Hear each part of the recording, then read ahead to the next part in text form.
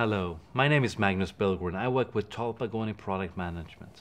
We work with high-tech products within the B2B arena. And one of the areas that we work a lot with is product marketing. And I'm happy that next to me is a thought leader within product management from Silicon Valley, Mr. Rich Mironov. It's great to be here. Thanks.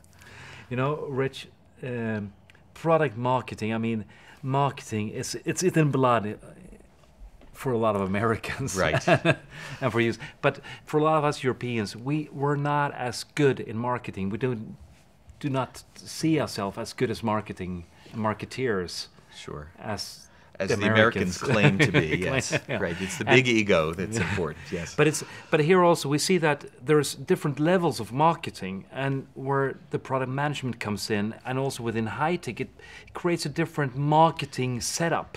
Right. I think there's a real tendency to simplify and flatten this out in a way that doesn't help so much. So every company that wants to market, including the high-tech companies, worry about branding and image and press releases Right. and logos and websites and the sort of web lead generation Absolutely, yeah. process, which are general marketing and reach out across tech and non-tech. One of the challenges, though, for technology products is that there's a lot more substance, there's a lot more content in there that some of the customers need, particularly in the B2B markets where your customers Yes. want detailed technical information. There's a long sales cycle. They want to evaluate products. They want to compare feature sets. And the broadly generic marketing folks really are often not equipped to do this because it takes a lot more technical background. And if you're doing that, you're working with the most technical of the customer population. Right. And so, sometimes the company's too small to have someone in product marketing and the product manager does both jobs.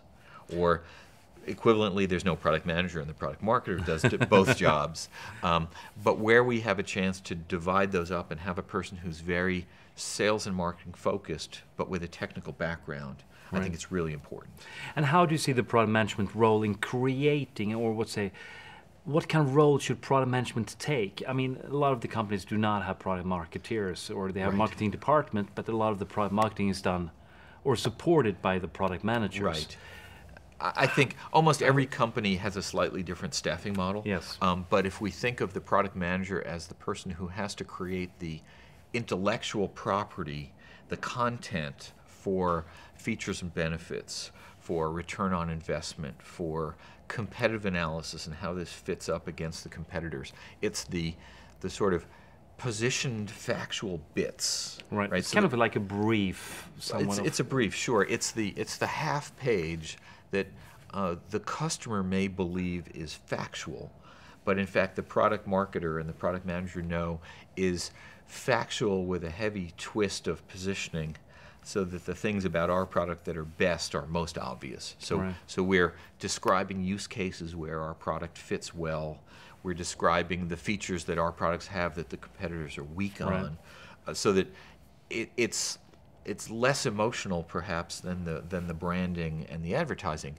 But there's a lot of it's really the thing that closes the sale. It closes the sale. You're trying to put a clever twist on what you've got. In fact, we usually make the distinction that the product marketer is the person who tries to make the current version of the product look as good as possible. Okay. And the product manager is the one who tries to make the next version of the product better than the current version. That's good.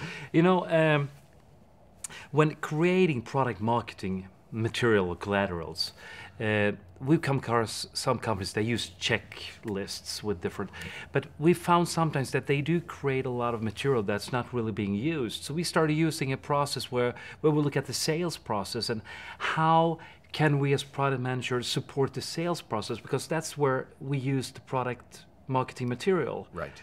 Is that similar in your of successful product marketing? Is that similar to what your experience is? Or I think so, and I'm less of a product marketer. I've sat next to some great product marketers, and I love them. And I think they have both an instinctive sense for what's being used, and also the product marketers should be riding along with the sales force quite a bit and Right. talking with the sales engineers every day. And I think they get a clear and immediate sense of which materials are being used and which storylines work and which customer successes resonate with the prospects. And so they're a great place to narrow down the list of what we need to build, because if asked, a sales force will want all possible kinds of material, and we know that's never going to happen. No. So, what are the 2 or 3 hard-hitting pieces? One great success story that really resonates with a company everyone's heard of. Right. One really clear return on investment, and one very carefully crafted set of features and benefits, are the start. Right. And from there, good sales teams can tell a story. Yeah, good.